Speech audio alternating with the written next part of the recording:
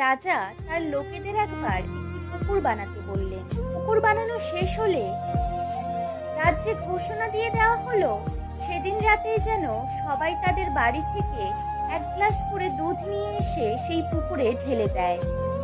রাজা সকালবেলা তার প্রাসাদের বারান্দা থেকে দুধের পুকুর দেখতে চান। সবার কাছে রাজার এই নির্দেশ পৌঁছে দেওয়া হলো। এক লোক ভাবলো যে সবাই তো গ্লাসে করে দুধ নিয়ে যাবে, সে যদি রাতের অন্ধকারে লুকিয়ে দুধের জায়গায় পুকুরে এক গ্লাস জল দিয়ে আসে তবে কেউই তা বুঝবে না। তাই সে সকলের সাথে গিয়ে সবার অলক্ষ্যে এক গ্লাস জল ঢেলে দিয়ে এলো। সকালবেলা রাজা তার প্রাসাদের বারান্দায় এসে হাহাকার করে উঠল। তার সাধের পুকুর শুধু জল দিয়ে ভর্তি ছিল, সেখানে এক ফোঁটা দুধও ছিল না। আসলে সবাই ভেবেছিল যে আমার আর দুধ নিয়ে যাওয়ার দরকার নেই, অন্যরা তো পুকুরে দুধ ঢালবেই।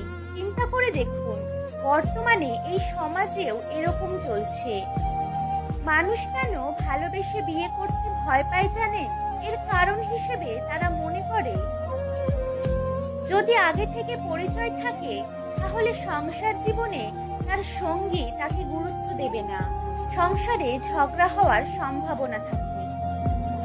আমরা এমন একটা সমাজে বাস করি যেখানে মানুষ অন্যকে ছোট করে নিজেকে মহান ভাবে। অবাক করার বিষয় হলো একটি মিথ্যা মানুষকে আরো মিথ্যা বলতে বাধ্য করে।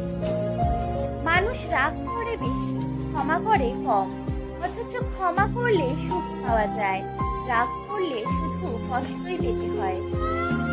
সুখ হচ্ছে মনের ব্যাপার, সব পরিস্থিতিতে মনকে বোঝাতে পারলেই সুখে থাকা যায়। মানুষ থেকে মানসিক রোগী বানিয়ে দেওয়া মানুষগুলোকে আমরা ভালোবাসার মানুষ বলি।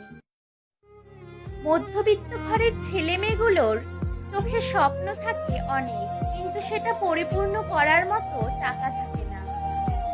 টাকার ঋণ হয়তো এক সময় পরিশোধ করা যায়, কিন্তু খারাপ সময়ে যারা পাশে থেকে আপনাকে সাহায্য করেছে তাদের ঋণ জীবনেও শোধ করা যায় না। সম্মান পেতে হলে নিজের কাছে এমন কিছু থাকতে হবে যেটা সবার কাছে নেই। আপনি যদি অতিরিক্ত চিন্তা করেন তাহলে আপনি কখনোই সুখে থাকতে পারবেন না। যে ব্যক্তি কাউকে কখনো ঠকায়নি সে ব্যক্তি সবার আগে ঠকে। সাফল্যের জন্য সবসময় কঠোর পরিশ্রমটা যথেষ্ট নয়, মাঝে মাঝে কিছু অপমান সাফল্যের তাগিদ অনেকটা বাড়িয়ে দেয়। জীবনটাকে নতুন করে আবিষ্কার করার জন্য কখনো কখনো সব ছেড়ে হারিয়ে যেতে হয়। তুমি যদি কাউকে সম্মান করতে না পারো তাহলে কাউকে অপমান করার অধিকারও তোমার নেই।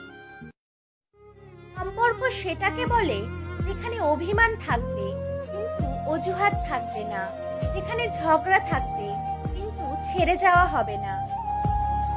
সবার সাথে যতই ভালো ব্যবহার করো না কেন, কেউ না কেউ তোমার বদনাম করবেই। যারা সবাইকে নিয়ে ভালো থাকতে চায় তারাই এই পৃথিবীতে সবচেয়ে বেশি কষ্ট পায়। মানুষ কখনো ইচ্ছা করে কাঁদে না, কাঁদায় তার অতীতের স্মৃতিগুলো, কাঁদায় তার সবচেয়ে কাছের মানুষ, কাঁদায় তার প্রিয়জন।